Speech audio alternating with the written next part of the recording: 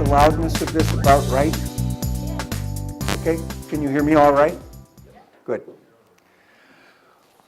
Okay, well, welcome to our discussion this morning of traditional versus independent book publishing, what's best for the success of your books. Our purpose here is to assist each other to have a more successful publishing path. And that's really the essence of our BEPA efforts. We all wake up in the morning either consciously or unconsciously, asking that Socratean question, who are we? And for me, the answer tends to devolve down to that I enjoy getting out and looking at the world of nature and human culture, coming back, defining that, connecting with an audience, and making a profit doing that. So that's kind of the Socratean question. And when we get to you do a similar exercise, I think, unconsciously every morning. And so we're at the point where we've gone beyond the Socratean question to the execution of it for our book projects. And so I hope to be useful to you today as you think of your publishing path. Now, my usefulness to you might be that I have done all the viable patterns in traditional and independent publishing, and I'm doing them simultaneously, and I'm doing them in the modern era, which is 2013. So I have books going and other products going on all these patterns, as I'll be showing you, and so this might be useful to you. And I want to thank BEPA, which has been so helpful to me. I did an independent book, first independent book in 2005, a travel literary book with BEPA help, and then I have a new travel guidebook that I'm doing that I did this year with BEPA help. So it's been tremendously helpful to me, BEPA, and I really appreciate all the members, and especially the board members who kind of work behind the scenes to make a lot of things happen. Now, our first question will be, why should traditional versus independent publishing be a matter that you might care about? One aspect of that answer is that if you are successful as an independent publisher, you will have contact with traditional publishers probably in a number of ways. They'll be watching you. You'll be watching them to see how books can be done successfully. You might very well get asked by a traditional publisher to take over your book. They might want to take over your book, saying they could liberate you from the independent tasks. And if that happens, would that be a good deal for you? So maybe after this morning, you'll have a better sense of that. Then two, traditional publishers may be watching your successful books and hiring you to do their books, because you may have several books in you, and possibly some of them should be done indie. Some of them should be done with traditional publishers. So, for example, this major publisher, Doyle & Kinserly, just had me do Backroads, California for them.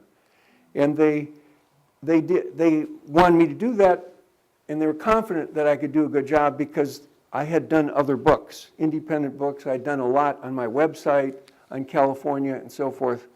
So there may be some traditional books in you, as well as independent books. And finally, in our discussion this morning, after you understand more about traditional book publishing, possibly you will be more confirmed than ever in your path on independent publishing. Because we all have challenges as independent publishers, but the traditional publishers have very big challenges also. And the fact that they're bigger sometimes means that their challenges are that much bigger.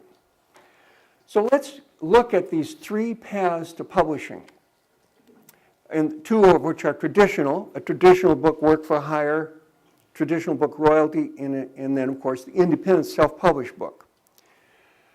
This is an example of a book I did, Backroads, California, DK, one of the great worldwide travel publishers, that is work for hire.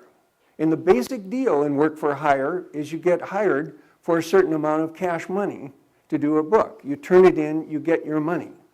On this book, for example, they had $45,000 to do the book. And they always split their books among 3 authors for their major books, just to give them survivability if there should be some problem. So I got $15,000 for doing the writing and photography of 1/3 of that book. And I've had a long partnership with Lonely Planet for many years, not actually writing books, but doing photography for their books. So I've actually have photography in about 300 Lonely Planet books. And they are the largest book publisher in the travel world today. So that's one formula, work for hire.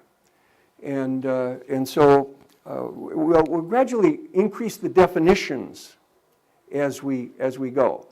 Now, I haven't gotten into these work for hire books so much until recently because I was always a royalty author. In my own mind, that's what I wanted to do. So I have several books here that are royalty books with Globe Pequot and with Countryman Press. Now the basic deal in a royalty book is that you get a percentage, usually a percentage of the net sale of the book. So if the book is sold for $14.95 and the average return to the publisher is 55% off, or about $6, you get 15%, so that's about $1. In other words, when one of those 3 books sells, I earn about $1. So that is the second big model. We're going to look at the pros and cons of all these, but the traditional royalty will be the second model. Now the third model, of course, is our independent self-publishing model. And I particularly like that BAPA doesn't even have the word book in its title. It's the Bay Area Independent Publishers Association. The people who set up BAPA 20 or 30 years ago or whatever were probably more visionary than they understood. Because as our discussion proceeds today, I'm going to talk about how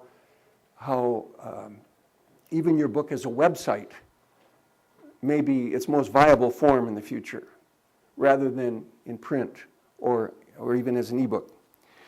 So those are some examples of the 3 models. And as I said, I have these 2 books that are indie books done with BAPA help. So now let's go into the examples more thoroughly, just to look at the pros and cons. So we have a rough outline of why these things might or might not be appealing to you. The big pro for a work for hire book is it's cash in the bank. You've got to try to save a little, you know. And your work is done. You're not required to promote it. Everything is over.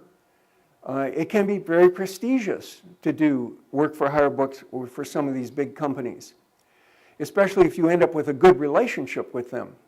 I get a lot of benefit, even though I'm not getting cash, except for my affiliate income on Amazon, from the Backroads California book, because DK had the option, which they decided to exercise, to credit me as the author of the book. You know, it's a work for hire project. The owner of the content can do whatever they want. So they decided that it was in their benefit and in mine to credit me as the author of the book. So it shows up on my Amazon author page. Right. And every time someone goes to Amazon looking for that DK book, they see my bio and my Amazon author page at the bottom of that page. So that is an incremental benefit that I get from this. Now,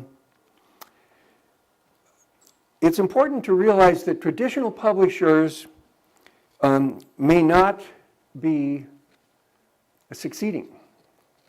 In my sector of publishing, we all have our sectors. You have your book in a certain subject category of publishing. In my sector of publishing, which is in travel publishing, the top 5 travel publishers sold about $140 million worth of books in the year 2007. Those top 5 in 2012 sold about $70 million worth of books. Even though they're big, and you would say they have all kinds of smart people behind them, they're not necessarily successful. The largest publisher of the 5, which is Lonely Planet, sold itself, Tony and Maureen Wheeler, sold it to BBC for $200 million in 2007. BBC sold it this year back to an American tobacco and land magnate for $75 million. So the British taxpayers lost about $130 million on this particular deal. So you can be big and you can be traditional, but you may not be successful. Now the con of the work for hire is that it's a serial financial life. You know, you move from project to project.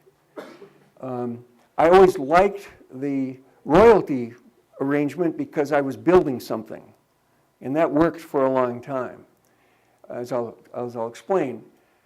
The con for work for hire too is your identity may not be advanced by the book publisher, but of course it may. And of course, if it's work for hire, you can't use the exact material in another manner. You can rework material and use it, but you can't use it exactly. So that is, those are some thoughts on the whole work for hire model. Now let's look more carefully at a royalty book, because the royalty books have been really my main path until recently. And when I was working with Lonely Planet, it's just selling photography rather than doing writing of books. So I've got a lot of these royalty books that I've done over the years. Now, the thing about a royalty book is you're always going to get 15% of the sale. And that's a typical deal. Your own deal might be slightly different, but you'll get a percentage of the sale. So you feel you're part of the action. You usually get an advance against royalties. I get a small advance of about $3,000 on these travel books typically. Royalty books have tended to be more personal and less formulaic than some of the big work for hire format books. And of course, this is the big point. In the past, the royalty book publishers had exclusive access to the market, and they had the capital to do the publishing and promotion. Now, you've got access to the market. You've got equal access on Amazon to the big evil empire market. And then if you do your book print on demand with Lightning Source, you've got equal access to Book Passage because they can always get it through Ingram, Lightning Source. And so you've got access to the market. There's very little advantage to having a royalty book publisher now if you can get it together to do your own book. And we'll get into more detail on that. But the world has changed so dramatically. The con of royalty book is that because of these changes I've alluded to, the royalty publishers are just not selling as many books as they once did.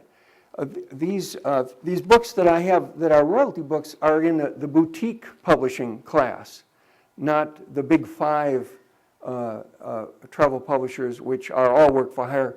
but the smaller boutique publishers like Globe Pequot, they're more intimate and so forth, but they're just not successfully selling their books. For example, they were successful from about 1980 to 2005, selling a lot of royalty books when they had this exclusive bookstore opportunity, and bookstores were a big deal. Now, like, gift shops are a big deal.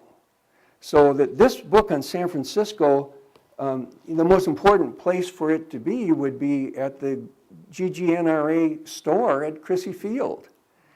But these big publishers, publisher back in Vermont, Countryman Press, medium-sized publisher, we could say, they just don't have the clout to get in the intimacy, to get a book into the gift store world, which is something that you can do more effectively as an individual independent author. So, the world has changed so dramatically. Now, this is another big con of the royalty book world. The royalty book publishers have discouraged authors from publishing quite similar material on their websites. And so that's something you really have to clarify in your contract for a royalty book arrangement. To what extent do you have an opportunity to use that same material on your website? And so that's a big aspect. So let's go into the third model, which is the indie book, which is, of course, the model that is dearest to our hearts here. We are also experiencing a rapid change in the indie world. If you look at 2005, when I did this first indie book, and the present, 2013 scene. For example, in 2005, printing 3,000 copies in China of the book was a pretty logical path, because print on demand was not as successful, as tremendous as it is right now. So right now, the print on demand is the way to go, and therefore I segment my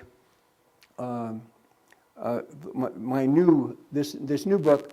The print on demand book is just text, and I'm putting the photography in the ebook because that's a good way to do it. The print on demand for color is just not as easily viable now. And maybe it will be in the future. And the sales opportunities are getting so much better for our indie books. So what is the pro, of course, of independent self-publishing? And of course, here I'm preaching to the choir, absolutely. But one of the big pros is, of course, you can earn a lot more money. Typically, this book, when it sells on Amazon, for example, is $14.95. I get $4.25 from CreateSpace. It's such a good business arrangement. The final day of the month, they come through with a payment to your bank account. It's all very simple and clear, and so I'm very fond of CreateSpace, and I'm very pleased also that they do print on demand in Great Britain and in continental Europe, because I'm in travel books, and part of the market is there. So that's good. Now, for the royalty book, as I've told you, these royalty books, they sell $14.95, same price, and 6 months after the sale occurs, I get $1 from Countryman Press and Globe Pequot, and they're good people, honorable people, enlightened people, but the whole formula just does not seem to me to be as appealing as it once was.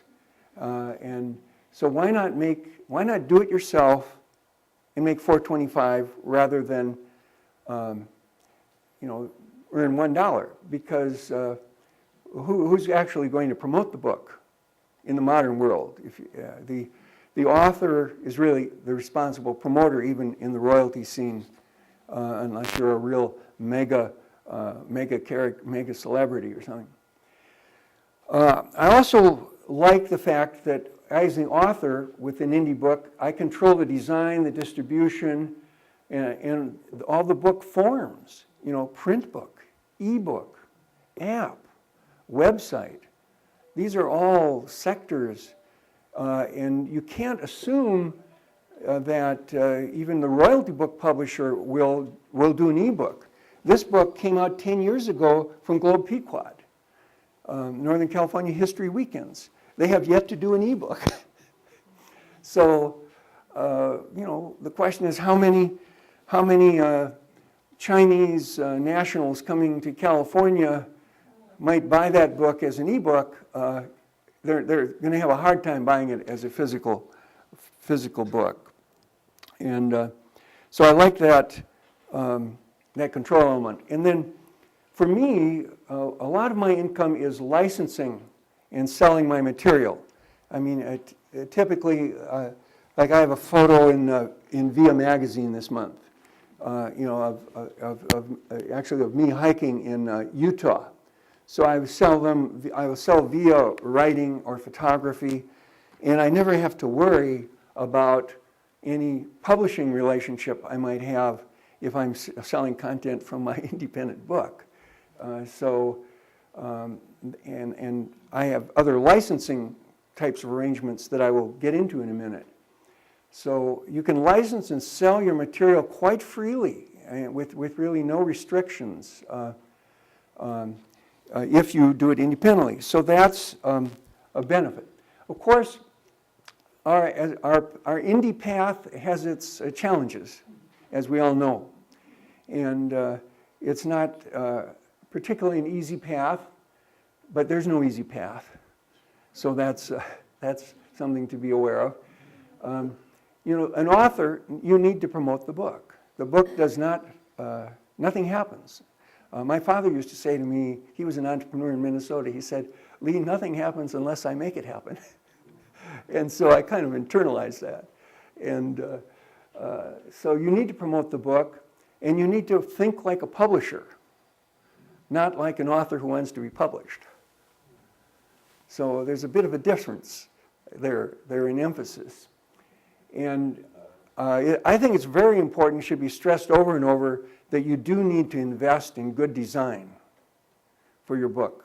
It's really a very important burden of publishing that you assume because it's got to look good. And we've got tremendous resources, in this BEPA world of ours. We don't have to go too far to find good people who can help with design. So anyway, you have to manage all those publisher responsibilities yourself, finance, editing, design, and I had Joel do the design of this new book, and there was a moment in my discussion with Joel when I realized I needed him. And that was when we were sitting down, and I said, I want it to go through CreateSpace, and so I can sell it on Amazon. I want it to go through Ingram, a Lightning Source, so I can sell it through Ingram. And he said, well, okay, well then we have to make up two covers, obviously, because the spine width is different. Well, I mean, I don't spend my waking moments keeping track of all these nuances, but Joel does. And so it was a time when I realized that I needed Joel. So let's go into more detail in the independent self-publishing arenas. The print-on-demand book, the ebook, and possibly the app, and the website presentation of your book. And we've pretty well covered the print-on-demand, some of the print-on-demand issues, but we'll go into them a little more. It's important to watch what else is happening in the society today to gauge the soundness of our various strategies.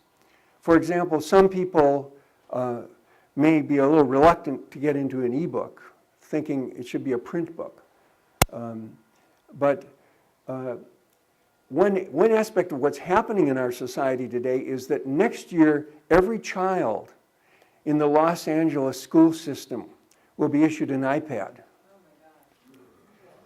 So the goal is to have all the books, all the textbooks,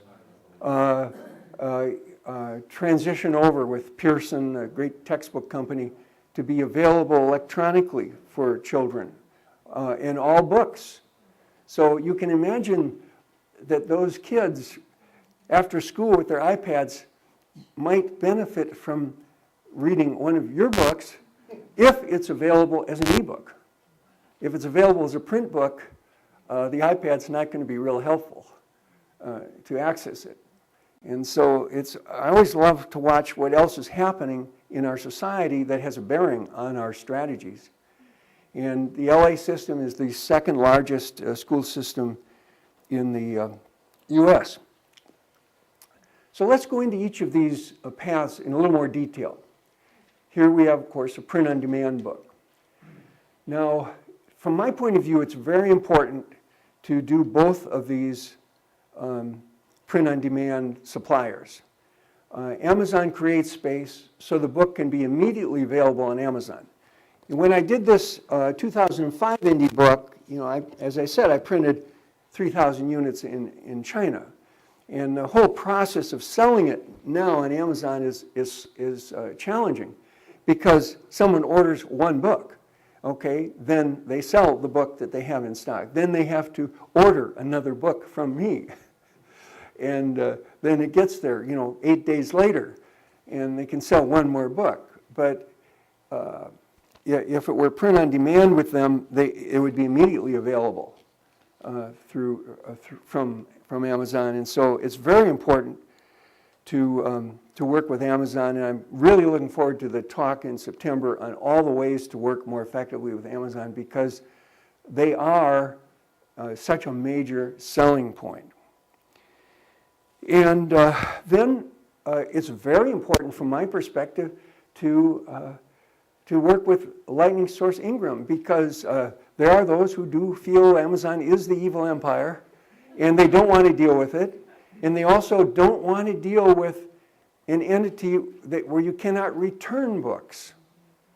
About 2 weeks ago, I got a call from someone, and she said, we are Brodart in Pennsylvania. And I thought, well, what is Brodart? Okay, well, Brodart sells to libraries. And so I said, well, tell me more about Brodart. And she said, yeah, we put the little pouches in the books, and we do value added for the school libraries and so forth. And we have some people who want to order your book, your new California book.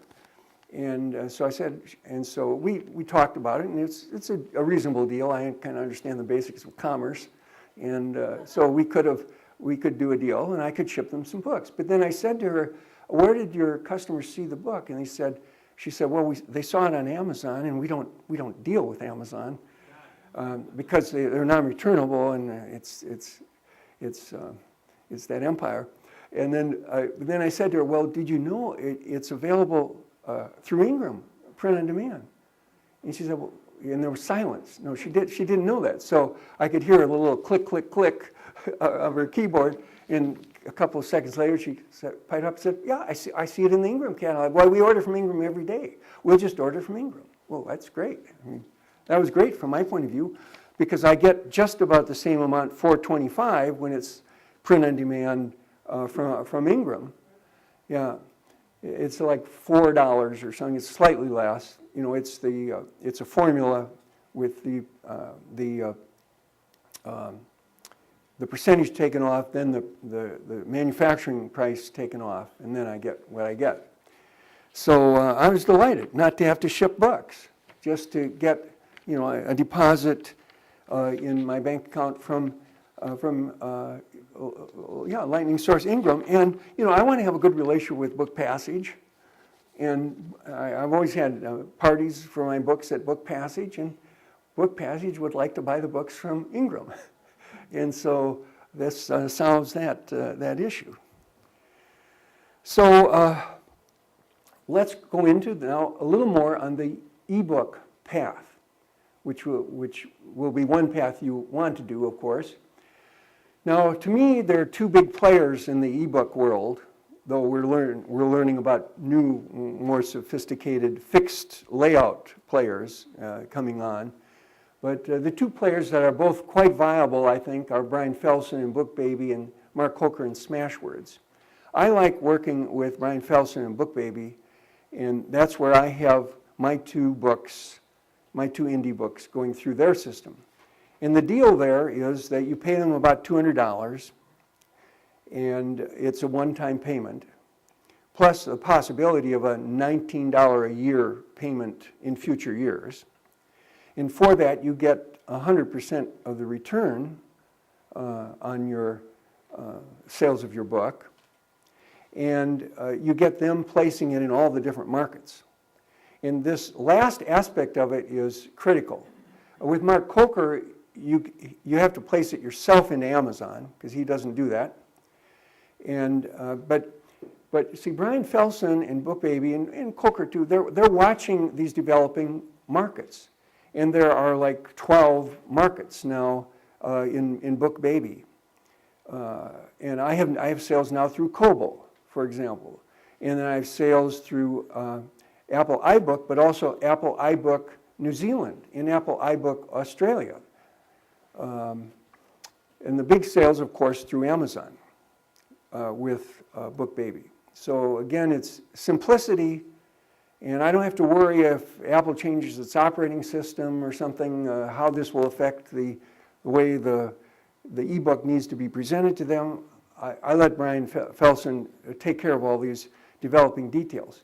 And I must say, I talked with them at the San Francisco Book Conference last February when I was a presenter there. And there are many creative things that they're doing, like the library world. They're getting a better handle on how to work with the library world, with the library licensing so many rentals of it, and then it coming up for a renewal of rental and so forth. So they're obviously working on a lot of these things. Now, we're not going to be able to go into apps too much today because we just don't have time for it. But the app is another manner of presenting your content. And the concept behind an app, and I have an app on San Francisco and on Washington, D.C. and on Berkeley. The concept behind an app is that an app is a software enhancement of your content.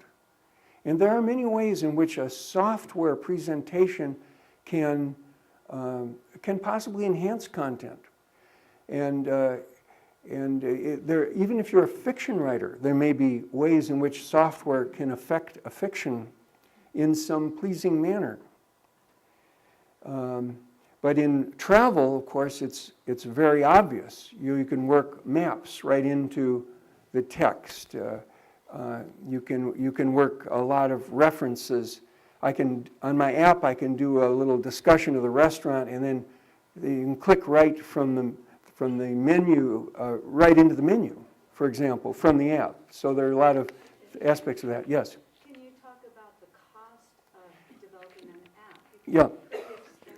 Well, that's a good question. And the deal that I have with in travel is with a company called Sutro Media. They're the big player in travel. And basically, you don't pay anything. You put in your content. They put in their engine. And then when the app sells for $3, Apple takes $1, they take $1, and you take $1. That's like publishing. yeah. It's kind of like a traditional publishing format. But the critical thing for you to think about with respect to apps is your subject category. And it would be instructive for you to go into Apple's iTunes store and just browse around. It's well organized by subject category. So if you're in psychological self-help, say, or if you're in history, there will be categories. And so look at who's publishing. You know, the people publishing in your category will be your potential partners in publishing in the app world. And you need to have a publishing partner in the app world. The software, in my view, is just too complicated for us to get involved in. And it keeps changing. As I said, Apple will change its operating system in September, we're told, and you know, the app specialists will have to adapt their products to that. So we don't want to have to do that. Now I want to go into this next area because I think it's going to be an emerging part of our world, and that is the presenting of your book as a website. This book, for example, is a website within my larger website. The 30 chapters in the book are presented in 30 chapters. And if we have chancy Wi-Fi here, so I'm not going to probably risk going out here, but you can see it on my website, and there's a little button NorCal there. You can see the Northern California book. So I've got the outline of the book, and then the 30 chapters. Now, there are a lot of benefits from having your chapters up on a website, as well as in your printed book and your ebook. For example, when 100 people come to look at one of my chapters, one of them punches a Google AdSense ad, and I earn about 25 cents. So every time 100 people come, I earn 25 cents. So, and then there are, of course, affiliate sales, which we've talked about earlier this morning. At the end of each chapter, I alert people to the existence of my books and ebooks in apps. So it stimulates more sales. Yes? Can I just ask a quick question? Yeah. Are the chapters in the forms of PDFs? Beg pardon? Are the chapters? No, the chapters are simply basic WordPress HTML. Yeah, yeah. Those are posts. You call them posts. Yes, as opposed to some kind of ebook format. No, but if they want the download, that's of course the whole point. That's part of the point. I mean, look at my San Francisco article. Well, if you like the article, do you want to print it out and beat your printer to death? How many times do you want to do that for 30 chapters and to avoid, you know, the $3.99 to buy it as an ebook? It makes sense to buy it as an ebook, or it makes sense to buy it as a printed book. But the enticement to do that is available to the 6 billion people around the world who have access to a computer. And iPads. well, yeah, I mean that would be a computer. Yeah. But the reason why I bring it Yeah. up, because you can invest in doing an app. Yeah. Or if you use WordPress, which I assume Yeah. formats correctly. Yeah. Because a lot of people are using, like I am, for research. Right. And so, I mean, you have a full-scale computer right there, but also a very good presentation device there. So that's correct. The other benefits of having all your content from your book up as a website is that it's much easier to license content that is visible. I mean, if another website or if a print publisher wants content, they can get it. Can you say a little bit more about that? Yeah, I'm going to go into that now. So I think this website may be the most versatile book venue of all. It shows your expertise and leads to other things like licensing. I'll show you 2 examples, Uniglobe and Answers. So here's what I mean by licensing. Like the first chapter in this book is on San Francisco, in this Northern California travel book. Okay, here is a website from one of the big travel agency systems in the world called Uniglobe. Okay, Uniglobe came to me and said, we want to license some of the 200 articles on your website.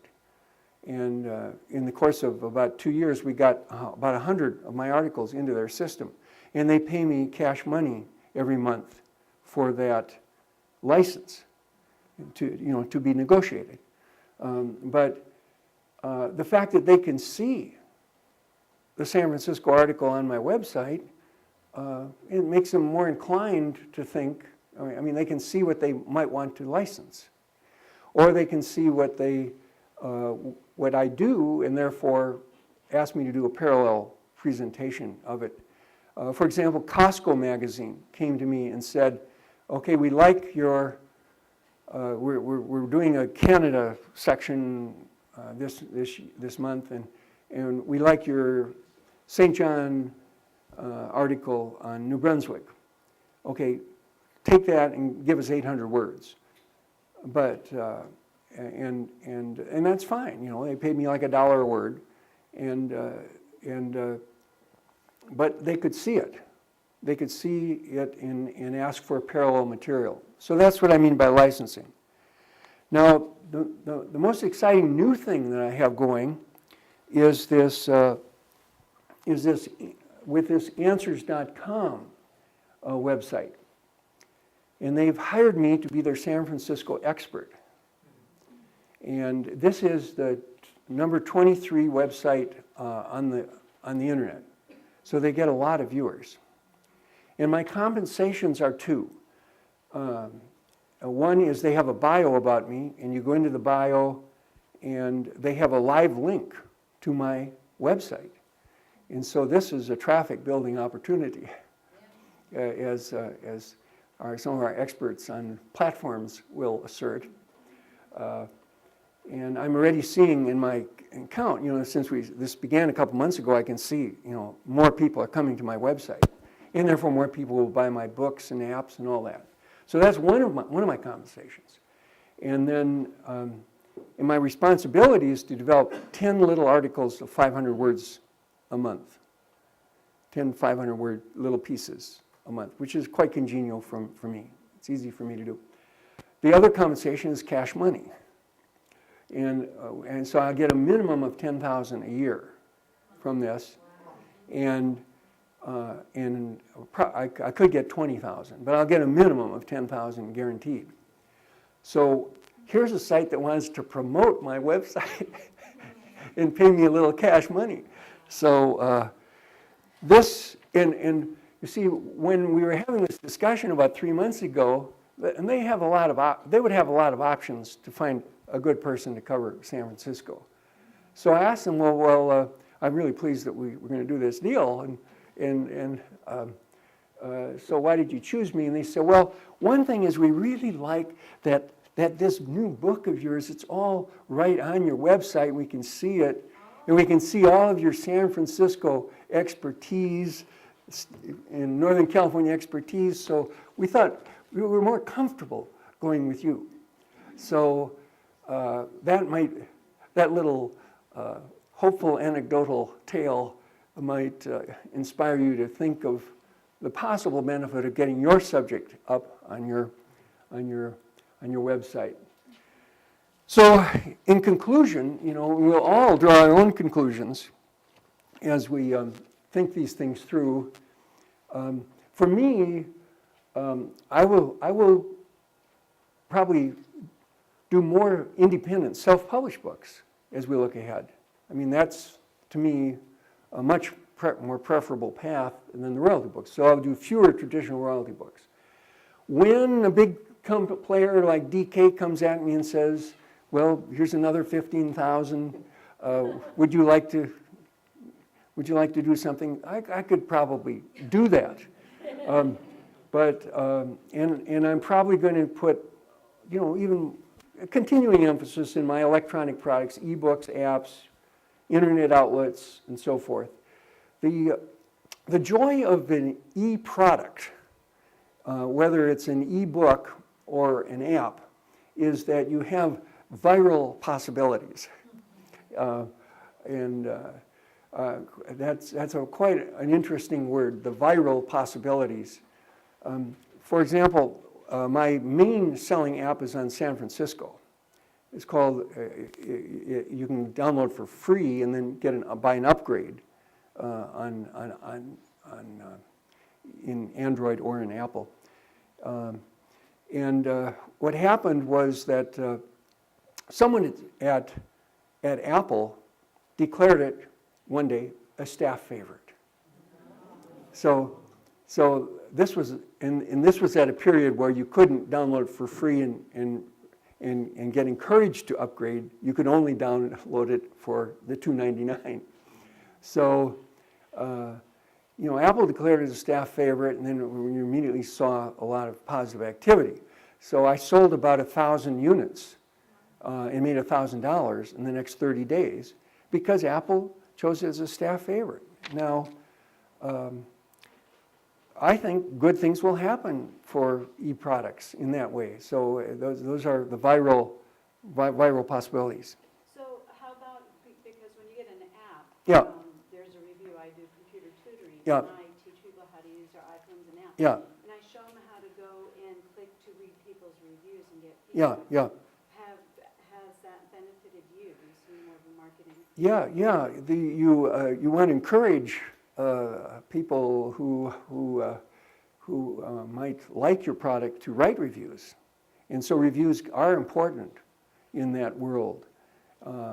And so many aspects of, especially in travel, are very review driven. Like Yelp is review driven, but in the app world, people watch those reviews, so it's quite important. To have a good product, too. Well, you got to have a good product, and you got to continue to promote it and to continue to develop it, because it's changing. So now we're going to move into the question period. I could go into look at some website things, but I don't think I will, because it's a little chancy here. And let's get your questions. Go ahead. So on the app, in the app area, Yeah. this company that you're working with, Yeah. they only do travel apps? They do mainly travel, and they have a few other apps that are organized in a way that you might organize a travel book, like that one on yarns. Yarns meaning yarns. Yeah, but you see, your question, the question that you asked takes me back to my comment that you should look in the Apple iTunes store, which is the App Store, not the iBook store, but the App Store. It's very well organized by category. So you will find in your subject area who is active in doing this. What kind of software do they have? And what would be the competition? And then, can I just Yeah. add to Yeah. that? So if you find an app that is in your genre, Yeah. you like it, Yeah, when you're doing the review on it, Yeah. you go down, you'll see other apps they publish. So Yeah. you can compare the type of work they yeah. do. When you search, you always can identify who the publisher is in the Apple iTunes store. So you do know that information, and the publisher is happy to have people communicate with them. And so you have an easy way of learning about them. Go ahead. Yeah, two questions. One, is your website a WordPress site? It is. Okay, and then second, you know our book, and the content is pretty much Yeah. visual. Yeah. We have some really important essays we really want people to read. Yeah. Is a website an appropriate publishing method for our book, because it's so much image content driven? Yeah, I would think so. I mean, I would think so. And you may have to kind of think through the strategy pretty carefully. Like you might want to put up a section of your book every month and then take it down the next month. A kind of a teaser section, yeah. And I think that would be encouraging, because then people, especially if you do it on a predictable basis, or maybe week, but maybe month, then people get kind of interested in looking at it, and then eventually after the fourth month they like the photos and they like the sentiments, then they think, well, yeah, let me just buy the e-product or buy the print book. Thank you. When you were talking about distribution. Yeah.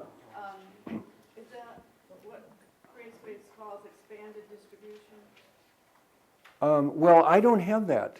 I just have CreateSpace direct distribution.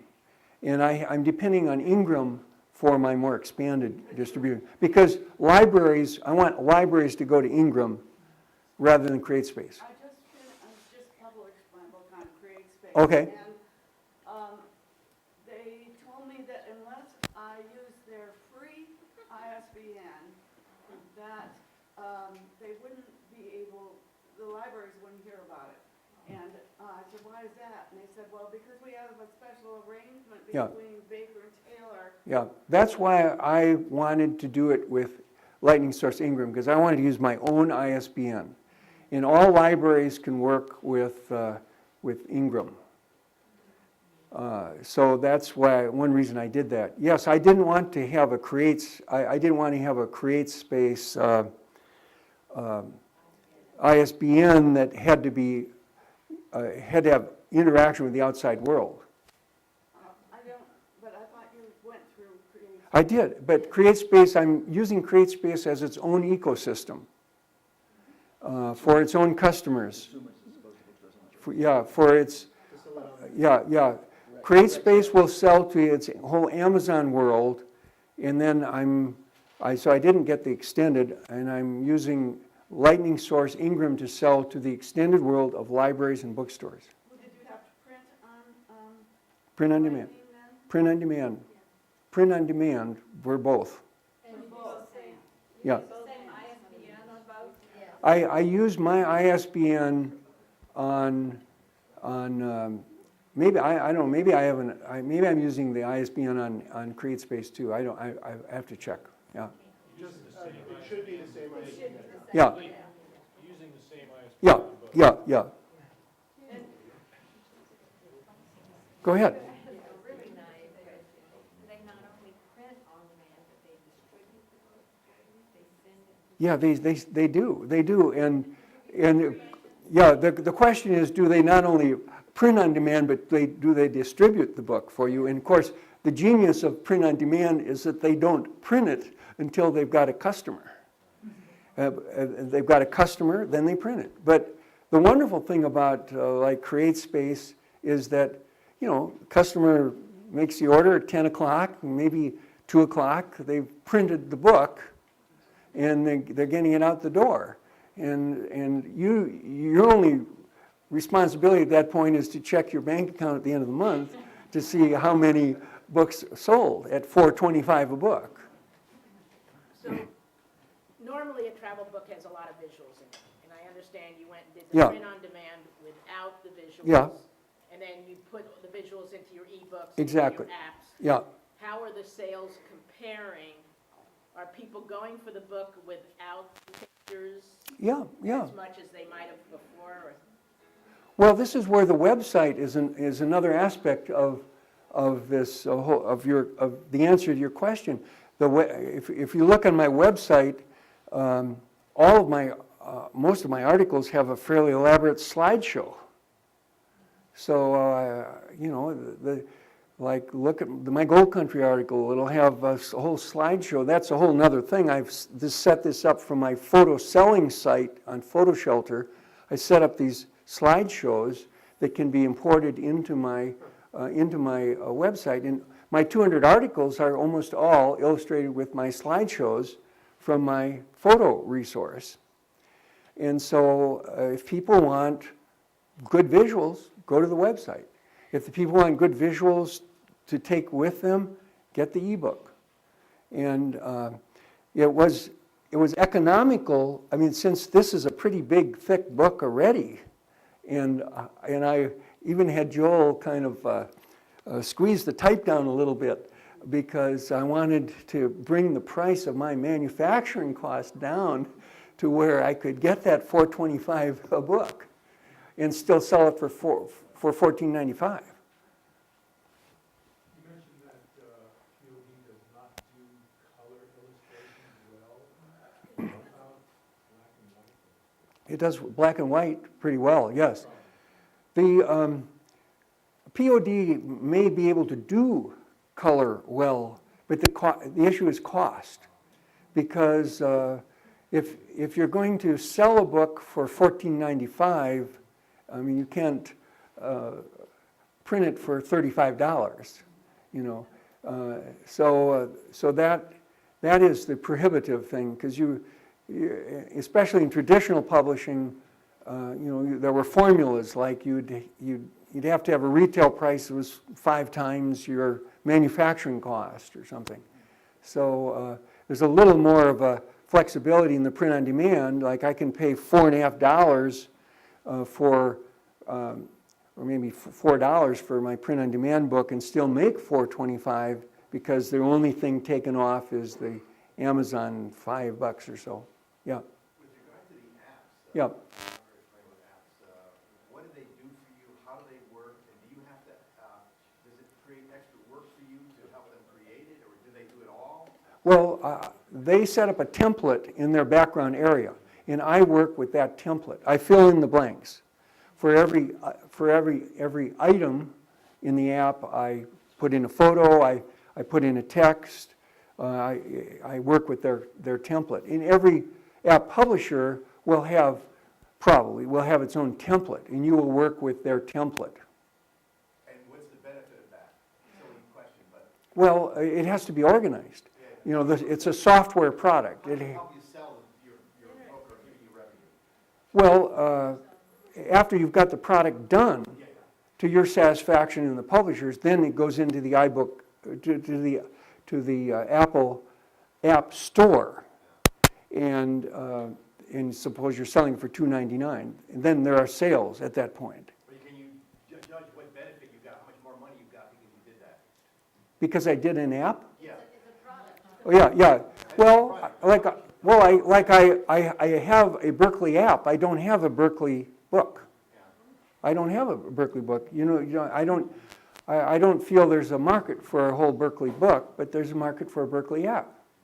So that's another aspect of the answer to your question. Go ahead. I just wanted to do a quick response as far as doing a color on demand book. The book that Rob was holding up, our Wildflower book, is $117 last time I looked. For print one book. Yeah. And when we publish and we print 2,000 books Yeah. and do it green, it'll be down to $9 a piece. So to do illustrated color books on demand is pretty, well, especially the 12 by 12 is pretty prohibitive. Will you do it in China or Malaysia or someplace? We'll be doing it through a U.S. company that works with one. What? No, we did it through Blurb, but we will be doing it through Yeah. IO Color that does the illustrated books for Chronicle books and universities and museum catalogs. So color is their major thing. But it will be done in China, but they only work with one printer. And it comes down to $9 per $8 unit, if yeah. we didn't do it green. And that's going to be a thicker book, too. Go ahead. If you're putting your entire book online, Yeah. if I'm a tourist in San Francisco, there's nothing to prevent me from just going to your website and traveling that way versus downloading the ebooks, right? There's nothing to prevent you from it, yes. A little inconvenient. Well, you have to have connectivity. For one thing, you have to have connectivity. You might be flying in an old-fashioned airplane that doesn't have connectivity on your way to the destination, and therefore you say, well, gosh, I'd like to look at Lee Foster's website, but I wish I'd paid $3.99 to get that book, and then I wouldn't have to waste my 12-hour flight. And are you at least capturing an email to give people access to this, or is this just totally open to everybody? You mean on my website? Yes. Well, on my website, I do have a voluntary opt-in email, so that you can, sign up for that, and then you get every new post that I do on the website. And I do one post a week. It's either a new article or it's an updated of an old article. And I do my social media thing with that, Facebook, Twitter, LinkedIn, Google+. So I do a light social media presentation every week. But that's not connected to your book chapters at all. Well, actually, I've been running. Freely available. Yeah, I've been running for the last several months the book chapters. One more question, okay? Could you say just a little bit about the difference traditional publishers to indie publishing? And it used to be that if Sure. you were an indie publisher, you couldn't get reviews and how much reviews are worth these days and tours and all that kind of stuff. So you could just say a little bit about that. Well, I would say the main answer to your question is that the wonderful, supportive book publishing and promotion that we wish we would have from the traditional publishers is not as viable as it once was. There just isn't the juice in it. And Michael is saying, who's an expert at this, you say there never was. So unless you're a real mega celebrity or political figure, or you're surrounded by scandals, you're going to have a hard time getting much support. I know mid-list authors, who are my friends, and there's not much happening after the traditional publisher publishes the book and puts out the press release. So I think depending on yourself is a good thing. Yeah, let me just add to that.